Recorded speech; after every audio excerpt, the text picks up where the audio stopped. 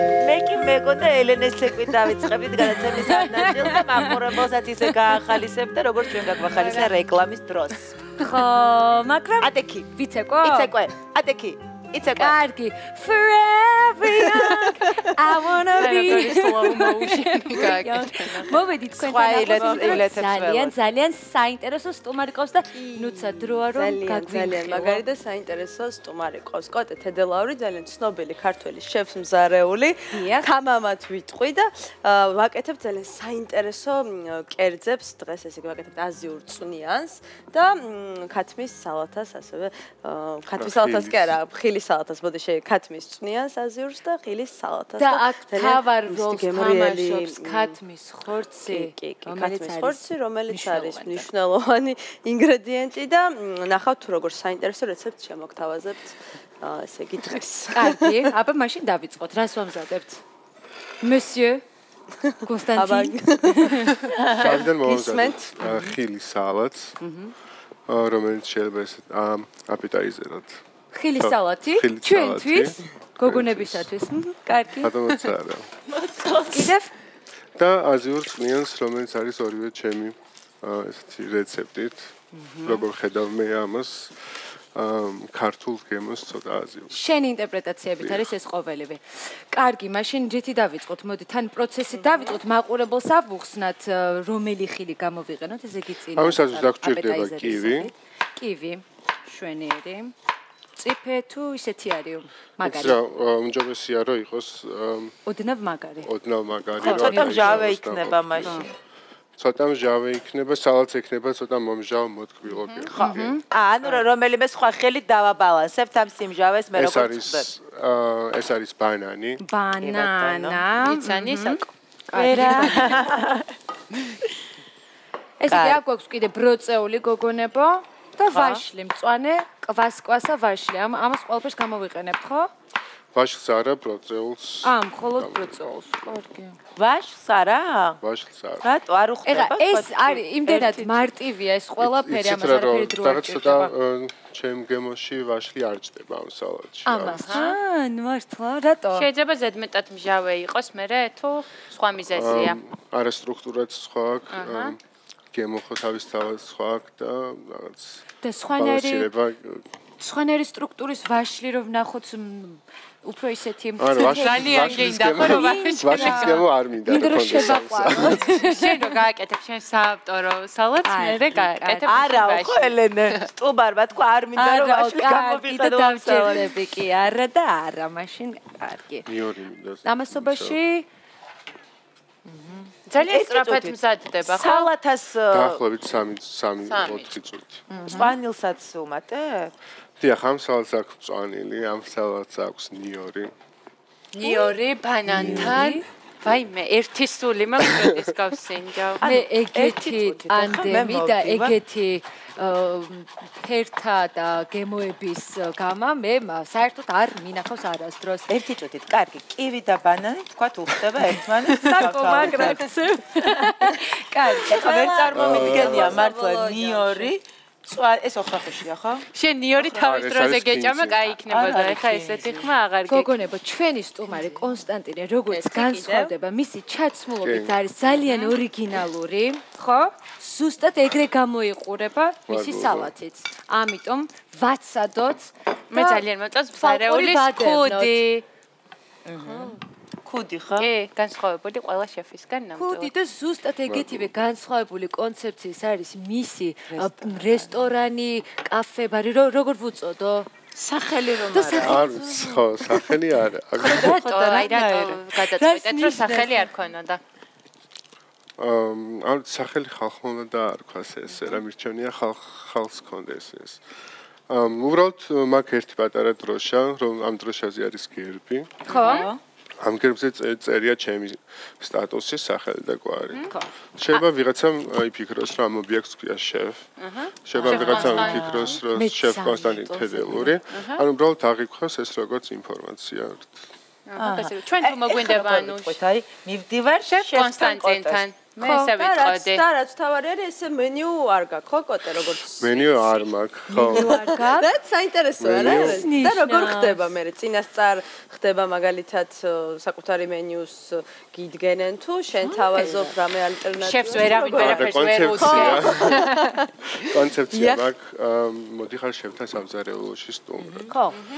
შეფი როგორ იკეთებს თავისთვის ლანჩს და როგორ უმასპინძლება ის თავის სტუმრებს?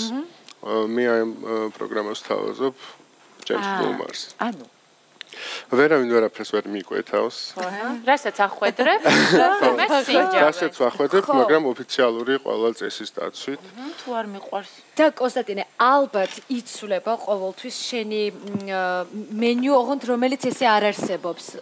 მენიუ იცვლება ყოველდღე. ხო. ისე თქვა შეიძლება, აი მე მოვიდე შენთან და აი პირადად რაღაც ეს კონსულტაცია გავერო, აი შეფ კონსტანტა, მე სურს რომ მივირთვა რაღაცა ხორცის კერძი, რაღაცა და თქვა სილვუპლე. და კონსტანტინა გადაიხეს მე არ მინდა ხორცი. ხო, შესაძლებელია ეგეთი. ყოველდღე. ხო. ანუ საღამოს საჯილზე მაგ დავუშვათ ესეთი მენიუ 7+1 ესე ქვია. ეს ნიშნავს, რომ აქ არის 4 სალათი, 1 სუპი, 2 მთავარი კერძი, 1 ხორცი, 1 თევზი, სტუმრის არჩევის მიხედვით და +1 ეს არის დესერტი. ანუ მაინც არჩევანს ვაკეთებთ.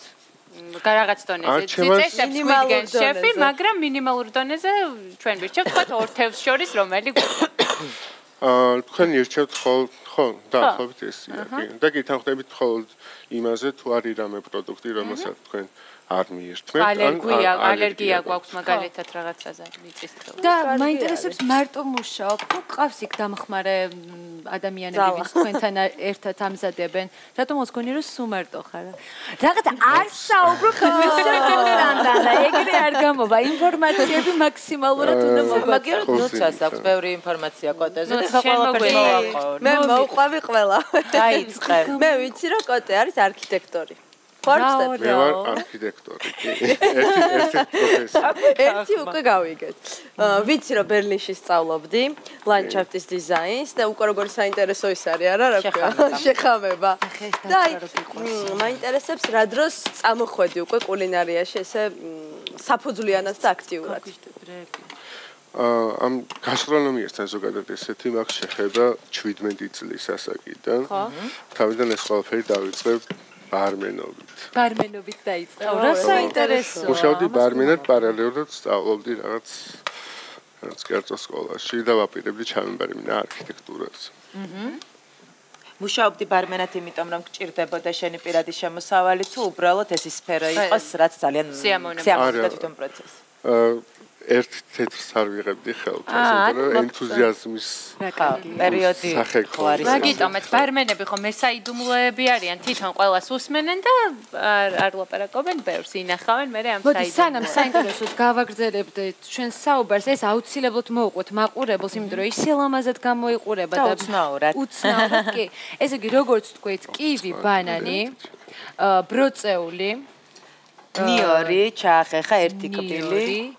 ეს არის ჩვეულებრივი ზეთი ზეითუნის. არა, ეს არის იაპონური ზეთი. ნუ რაღაც ახალს ესე. ხო, ჩვეულებრივი შეიძლება რომ არის ესეთი არის კბილ მშავე ავტომატის ზეთი. და სალათსაც აქვს ესეთი რაღაცა კბილი, მომჟავ, წარე. ელენე მოიტანე. მომაქ, აბა, მაგისთვის გამოვედი. ჩემთვის ერთი შეხედვით წარმოუდგენელი აგერ მე მომაქ 5 ჩანგალი. აბა. კარგი. აბა. დავაგემოვნოთ, ხო? ნახოთ. და სანამ თქვენ დააგემოვნებთ. შენ რას აკეთებ? ვერავის ვაკეთებ და მე მინდა რომ კოტეს რაღაცები მინდა მოვაყოლო, მაგრამ არ ყვება. გისმე. აბა როგორია? თურმე ძალიან მაგარია. უგემრიელესა. ფანტასტიურია. და ციცაკაც მოხდა. შეკბილია, თან მჟავეა, თან რაღაცნაირია. თან გემრიელია მართლა. არ მეგონა მართლა გაოცებული ვარ, რომ ისეთია შეიძლება ნიორი კივთან და ბანანთან ერთად გემრიელი ხო, აბსოლუტურად ყველა ვიტამინს და თან რაღაცნაირი აქტიურებს თითქოს უფრო კივის და ბანანის გემოს და კიდევ უფრო გემრიელი გეჩვენება. თან ნიორი ეხა გრიპის სეზონია და ნიორი არის პროფილაქტიკის ერთ-ერთი ძალიან კარგი საშუალება. მithumetes ცოცხლად შევჭამთ. შენიერია. ხო, კივი C ვიტამინია. კივი C ვიტამინია და საკუთრებული იქნება. კონსტანტინე, კიდევ რომ ვისაუბროთ ჩვენს გამოცდილებაზე, ძალიან საინტერესო გამოცდილება იყო პრეზიდენტის ადმინისტრაციაში მუშაობდა ერთგვარი გამოცდილება მიიღე. ეს როდის იყო და ხო, მაგრამ მე ამას არ ქონდა ჩემი ყოველდღიური სისტემატიური ხასიათი. სამსახურის ღონისძიებები როდის იყო? ხო, აბსოლუტურად ყოველს კერძო ღონისძიება რომელიც წარდებოდა ადმინისტრაციის ტერიტორიაზე. მე და მეორე შევსარეული ფრიდონ ახობაძე ერთად თანამშრომლობდით და ვაკეთებდით ამ მიღებებს. ჩვენ მივხვდით რომ თქვენთან აზრი არ აქვს, ეს გვიყვარს, ის გვიყვარს, არ უნდა ვთქვათ, მაგრამ პრეზიდენტმაც არ უნდა თქვათ რა უყვარს და რა არ უყვარს, მე მაინტერესებს. იქ წინასწარ მიდიოდა მენიუს დამოწმება, ხო რა თქმა უნდა და ნუ ხო, ანუ პროტოკოლთან გადიოდა ეს ყველაფერი, ხო რა თქმა უნდა. როგორი უნდა იყოს დიპლომატიური ვახშამი? ალბათ არც მწარე, არც ტკბილი, რომ ყველაფერი ძალიან ბევრი რაღაც არის, ალბათ გასათვალისწინებელი მაგ დროს. მაგალითად მე როგორ ხასიათზე იქნებიან ვიცი, რომ მთელი მსოფლიოს ბედი გადაწყდება და საინტერესო მათი პოტენციულია თუ არა და აი ყველაზე ესეთი მნიშვნელოვანი რამ რაც უნდა გაითვალისწინო ამ შემთხვევაში და აი ეს სირთულეს წარმოადგენდა ამ შემთხვევაში რაღაც ალბათ ასუხისგებლობა ძალიან ხო რა თქმა უნდა და არის თან შინაგანი ესეთი ფარული სტრესი რომელსაც ესე ვერ გამოხატავ მაგრამ და თან ყურადღებას რო არ აქცევ ხო სტრესზე რადგან საუბრობთ ზოგადად მგონია რომ ზარეულის პროფესია საკმაოდ სტრესულია ხო საინტერესო უფრო ვიდრე სტრესული ხო ამიტომაც აბალანსი სტრესული უბრალოდ იყო ის სიტუაცია როცა სამართალ პასუხისგებლობა გაქვს და როცა ამას შენაკეთებ მოქსიამოვნებს რაღაცა სუძიება და ახალი და საინტერესოა. ეხლა რას ვაკეთებთ? უთხრეთ მაყურებელს. ეხლა ვაკეთებთ წვნიანს აზიურს. აზიური წვნიანი. ესე იგი ინგრედიენტები ჩამოვთვალოთ, როგორც ხედავს მაყურებელი, წითელი ბულგარული გვაქვს და ერთი ცალი? რაღაც აღარ მახსოვს რამდენი იყო? ერთი ცალი ბულგარული იყო და ეს ალბათ ცოტა ბევრია დავაბრუნე. კარგი. კიდევ ინგრედიენტები ჩამოვთვალოთ, ჩვენ სუსტ რაოდენობას ვაწვით მაყურებელს, რომ გაუადვილოთ. თუმცა იციან სადაც უნდა შევიდნენ და ნახოთ ჩვენს Facebook გვერდზე. აბა რამე გამოგჩება. ანუ დაახლოებით 2 პორცია სუპზე დაგჭირდებათ ნახევარი ბულგარული წიწაკა წითელი, ნახევარი მწვანე, დაახლოებით ესე 150 გრამამდე ყაბაყი. მეც 1 კბილი ნიორი, სოიო соуსი 150 მილიგრამი. ან ჩემი იაპონურსაც გამოვიყენებ კიდე. აი ამას ხო? დიახ. 50 მილიგრამს. კინძი, მწვანე ხახვი. დაახლოებით 2 ფოჩი. თავსო კერძი მზადაა. აუ სისულელი არ თქვა, მაგრამ ზეთის და ძმრის მიქსი არ არის ცოტა თითქოს სუნიდან გამომდინარე, შეფ? ჟავე ძმრის გამო არა, უბრალოდ მას შედიან ის იმ პროდუქტის სეთები, რომელსაც თვითონ ნაყოფს აქვს ჟავე. აჰა, გასაგებია. ესეც იქნება ესეთი განსხვავებული გემოების მიქსი, ხო, როგორც მე მივხვდი, როგორც აი ამ საალთა შემთხვევაში. ხო, შეიძლება ესე. ხო. ფაქტიურად ეგრე არის. რაღაცა ისე დაგჭირდება. მე ხამ რაღაცა მინდა ავღნიშნო. კიდევ მიუბრუნდები თქვენს ორიგინალურობას ბატონო შეფ, იმიტომ რომ როგორც ხედავ თქვენი ცოტა გვეშინია. არა მე აღარ მეშინი. არა, უნდა ავღნიშნო მართლა ძალიან ორიგინალური აუთფიტი გაქვს, რაც ალბათ კიდევ ხას უსვამს თქვენს ორიგინალურობაზე. აი ეს ხელები ჩახსნილი, რატომ გაქვს და ვინ ზრუნავს თქვენს ჩაცმულობაზე? მე კონკრეტული ქართველი დიზაინერი? არა, ეს რაღაც უბრალოდ რაღაც ავიღე რომ ჩოხის ვარიანტი როგორი შეიძლებოდა მადლობთ. ყოფილი. და ჩოხას ხო აქვს ეს ხელები ჩახგახსნილი. ხო, ნუ იდეა ესე წამოვიდა. ეს ხუდი რა ვიცი. როცა ეს რიგი იყოს სუ ისეთი სამზარეულოში როგორც ჯარში. თაობა სუ აი ამის მომსწრეა ალბათ რა. ძალიან სწორი. სიმბოლურია. ადვილად გასაგები ჩვენთვისაც. კაი, მაშინ მოდი ცოტა ხანი ვისაუბროთ ქათმის კეთილ თვისებებზე, ზოგადად ქათმის ხორცი რო ძალიან მნიშვნელოვანია, ყველამ ვიცით, მაგრამ მაინც არის ბევრი რამ რაც უნდა გავითვალისწინოთ, თუმცა მაგალითად ის რომ უნდა იყოს ახალგაზრდა, ხო? ბებერი ხორცი მაინც არ შეიძლება. ამას გაკინულზე და არაგაკინულზე აღარ ვსაუბრობ. კიდევ აი რა შეიძლება რომ ეს მითითებები მივცეთ მაყურებელს რომ კიდევ ერთხელ გაითვალისწინონ და სწორად შეარჩიონ ქათმის ხორცი და ასე შემდეგ. მე ვიცი ერთი რამ, რომ აი კანი, როდესაც დამუშავებული იქნება ან შემწვარი ან მოხარშული, კანი უნდა მოვხსნათ. არ უნდა მივირთვათ, იმიტომ რომ ისეც იმიტომ რომ ქოლესტერინის და ცხიმის საბადოა უხეშად რო ვთქვა. ქათამზე ვისაუბროთ ცოტა მოგვიანებით. ჩვენ წვნიანში რა ხდება? არის რამე სიახლე წინსვლა? წყალი აგვიდურდა, ჩავასხავთ სოიას დაახლოებით 150 მილიგრამს. ეჭვი მაქვს მარილს აღარ დავამატებ, ხო ალბათ რადგან სოიო. ხო, ნუ მაშინ მარილი აღარ გჭირდება. კარგი. შემდეგ ვამატებთ ისევ. ჯადოსნურ ინგრედიენტი. როგორ შუშხუნებს? დღეს აზიურ წვნიანს გვიმზადებს ჩვენი შეფი, მაგრამ ზოგადად საინტერესოა. სანელებელი. ეს რა არის? სანელებელი არის რამოდენიმე. არეული ერთმანეთში. ჩვენ ვერავურებთ ისეთი სანელებლებია, ზეთის არის ხო? არა, შეიძლება ნებისმიერ მარკეტში. რომელი სანელებლებია? აჰა, გასაგებია, ბულიონის სანელებლები. და რაც შეეხება სხვადასხვა ქვეყნის სამზარეულოს. მაგალითად, ჩვენ გაგვიგია, რომ ფრანგული სამზარეულოს ოქროს წესია კარაქი და კიდევ ერთხელ კარაქი.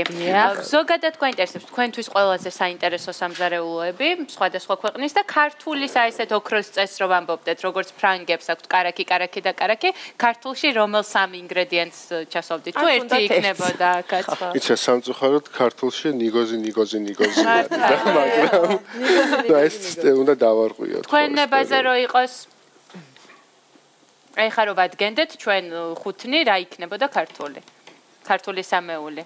ან ნიგოზი რატო უნდა და ბოსტნეული და ბოსტნეული. იცი რა ჯანსაღე და კიდევ ნიგოზი სამწუხაროდ ალბათ იმიტომ თქვით რომ ცოტა მოსაბეზრებელია ერთფეროვნების თვალსაზრისით ალბათ ხო?